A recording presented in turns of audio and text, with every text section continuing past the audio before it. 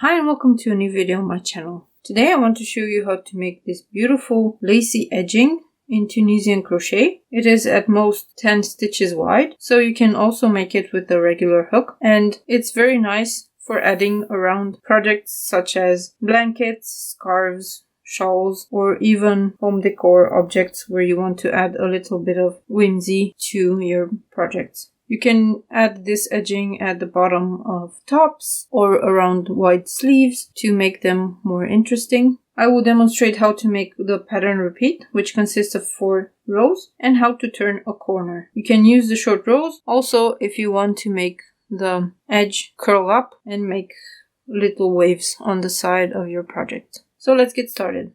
To make the border that I'm about to show you, you need some yarn in the same weight as the main body of your project. You need a project, of course. I have here a sample made in Tunisian simple stitch that curls a bit. And you need the hook that goes with the yarn for Tunisian crochet. In this case, I am using a 7mm hook that I hand carved myself.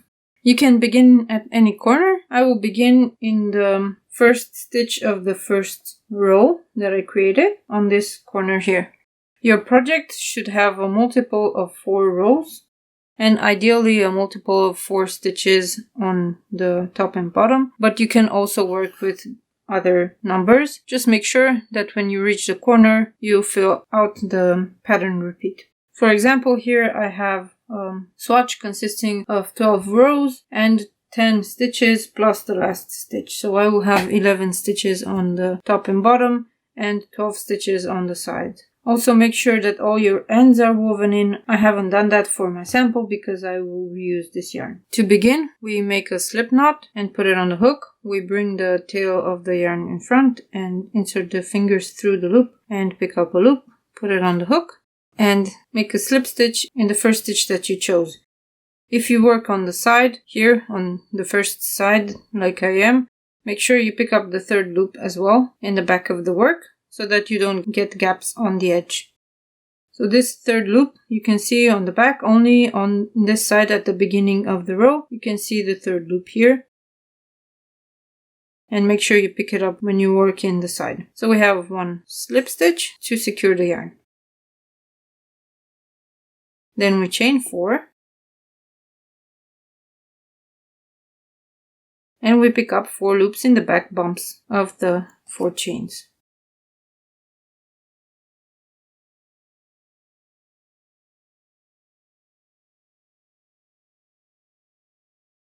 Then we pick up 1 loop in the same stitch that we worked, and then we yarn over, pull through 2 until we have 1 loop left on the hook.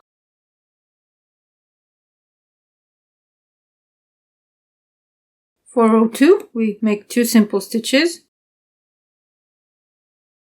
yarn over, don't skip a stitch, make 1 simple stitch, yarn over, and then 1 simple stitch. We pick up a loop in the next row on the main project, making sure to pick up the third loop as well on the back here. Then yarn over, pull through 2 to the beginning of the row to return. And we have increased the stitch count by 2. Row 3, we have 2 simple stitches, 1 yarn over, 1 simple stitch in the yarn over space here, and 1 yarn over. We don't skip any stitches. We make 3 Tunisian simple stitches. The second is worked in the eyelet here, created by the yarn over on the previous row. At the end of the row, we pick up a loop in the next stitch on the side here, making sure to pick up the third loop, and then yarn over, pull through 2. We don't chain 1 at the end of this row. In this pattern, we don't chain 1 at the end of the row. Now we have increased by 2 more. Row 4 and the third row in the repeat, we make 2 simple stitches. Then we yarn over, make 1 simple stitch in the eyelet space, yarn over, and we have 5 simple stitches. 1, the second one is in the eyelet, 3, 4, and 5. we pick up a loop in the next stitch on the main project, and then we yarn over, pull through 2 to the beginning of the row to return. Now we have increased 2 more, so in total we have increased 6. If you want to make this edge wider and the spikes a bit bigger, you can continue in this manner by increasing 2 on each row. Just make sure that at the end of the repeat you have to cast off as many stitches as you increased. The 5th row of the pattern, we bind off 6 stitches.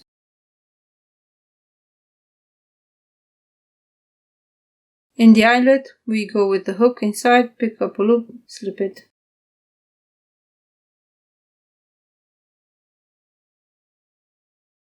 And now we are left with 4 stitches that we work with regular simple stitches. In the next stitch on the main project, we pick up a loop, yarn over, pull through 2 to return. And we repeat this to the end of this side, where I will show you what to do. Let's do this again. So we have 2 simple stitches, yarn over, 1 simple stitch, yarn over, 1 simple stitch. Pick up a loop in the side, yarn over, pull through 2 to the beginning to return. 2 simple stitches, yarn over, 1 stitch, yarn over, 3 simple stitches, pick up a loop in the side, and return pass. Then 1 more of these increases, 2 simple stitches, yarn over, simple stitch, yarn over, and then 5 simple stitches.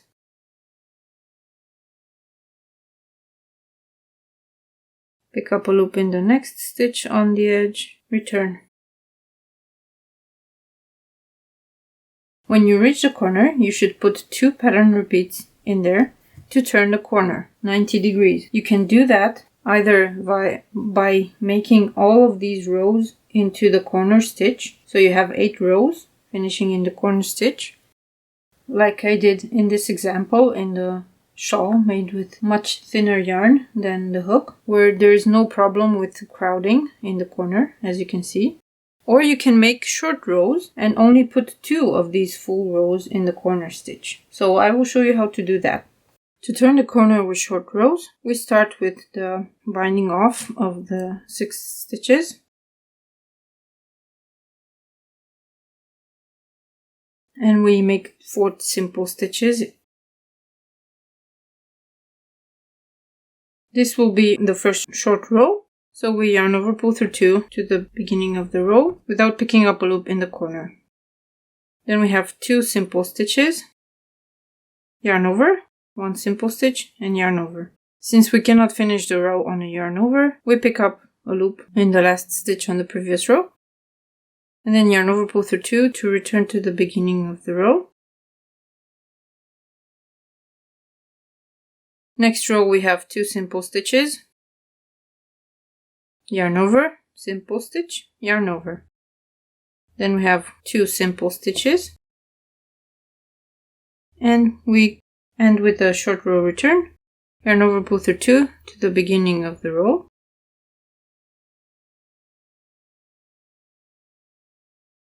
And we have the last row in the repeat, 2 simple stitches, yarn over, simple stitch, yarn over, and 3 simple stitches.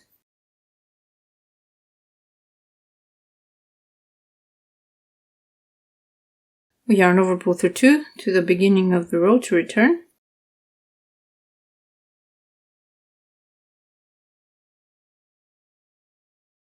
And now we can bind off the 6 stitches.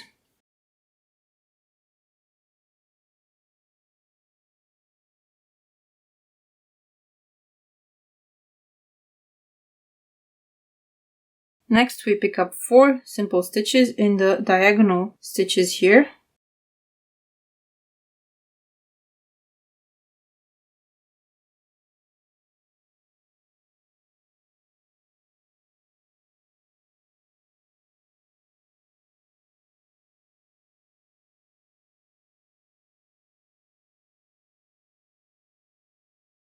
and 1 loop in the corner stitch here.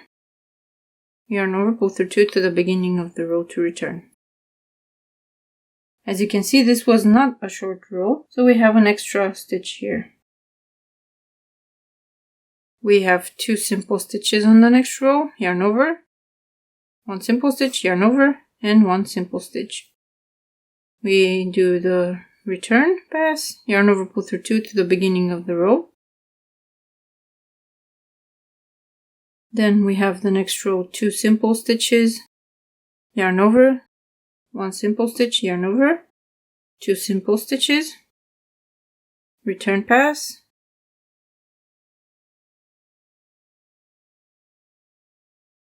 and the last row 2 simple stitches, yarn over, 1 simple stitch, yarn over, and 3 simple stitches. We yarn over, pull through 2 to the beginning of the row to return. And in the next row, we bind off 6 stitches.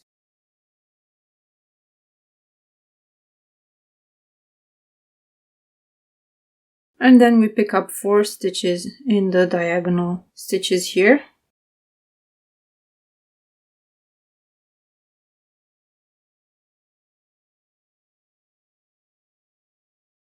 And 1 stitch in the next stitch on the edge of the main project. Yarn over, pull through 2 to the beginning of the row to return. And we continue working as before in the next stitches on the edge until we reach the next corner where we do the same thing with the short rows. I will make a few more rows to finish off this side and to show you what it looks like. When you reach the end of your project and you've come back to the first corner, let's pretend I did that, even though I only went around 2 sides, you want to cast off your 6 stitches and have 4 stitches left. Then you pull the yarn through and use a tapestry needle to sew the 2 sides together so that there is no visible seam. And to do that, you go behind the vertical bar of the front of the first stitch and back into the side at the bottom here, and then come out again through the front and next stitch, and repeat this until you've worked all the stitches.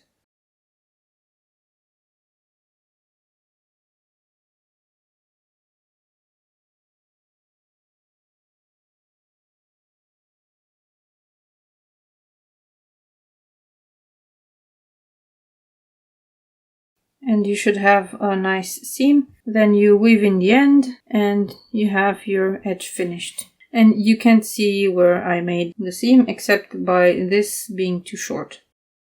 This is the finished edging. If you want to, you can block it and open up the eyelets to have a nice structure here. And if you use a thinner yarn, you can make these spikes a bit more symmetrical. But I like them as they are. If you want to, you can add this edging to a circular piece and make more short rows, or just go around with these spikes. I think it's a very nice edging for blankets where you don't care that the edging is super straight, but you can also block it out. For example, if you use acrylic, you can use some steam to make it lay flat and in the shape that you want it to. I really like the way this edging looks in lace, and I hope you like it too. So if you like this video and you want to use this pattern again, please give it a thumbs up and it will show up in your liked videos, or you can save it to a playlist, or you can pin it to remember where it is the next time you want to add a fun border to your project. And if you want to know the pattern for the main part of this shawl, I will make a video soon for that as well, and there will be a pattern in my shops where you can get the whole pattern with instructions and charts. If you want to know when that video is published, please subscribe to my channel and hit the notification bell so you are notified when I publish the next video. Thank you so much for watching, and I will see you next time. Bye!